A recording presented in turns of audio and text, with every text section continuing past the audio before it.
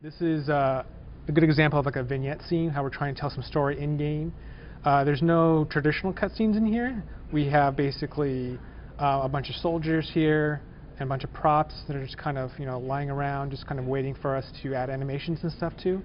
So if I go through this door here, this is a good space where I work with the artist in describing like what we could do with this room here, because it was just a block essentially before.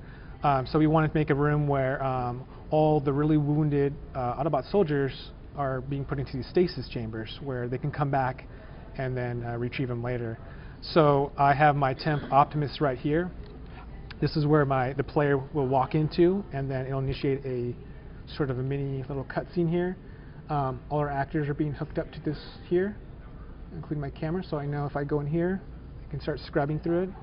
I can highlight. This is an audio cue here. I can, scrub through the walkthrough, do their emotes and stuff. Each of these blue lines here are animations that are plugged in. Each of these boxes here are characters, including my camera, and the green ones are the dialogue. So if I scrub through, I can just have them play their animation. Essentially, you can come in here. You have to initiate with this first guy, interact with this first guy. After that, everything else is completely optional. You don't need to talk to any of these dudes at all. Nothing is like any objective except for Ratchet, who creates this gate for you.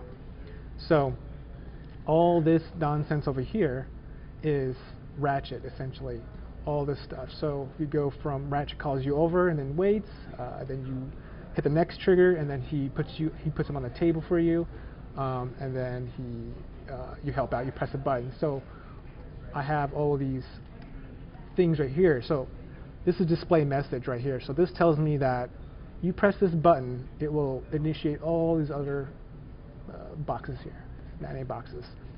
So starting here, I know if I hit this trigger here, it's going to make the lights flicker.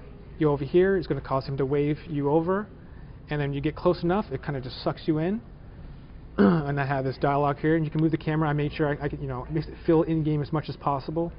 You press the button that initiates the next group of animations and whatnot, the camera.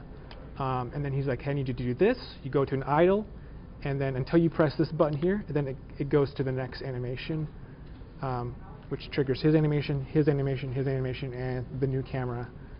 And then we start playing everything else. The lights go on, and I just seamlessly blend in. There's no cuts whatsoever, and I'm in-game as this thing's still kind of ending up.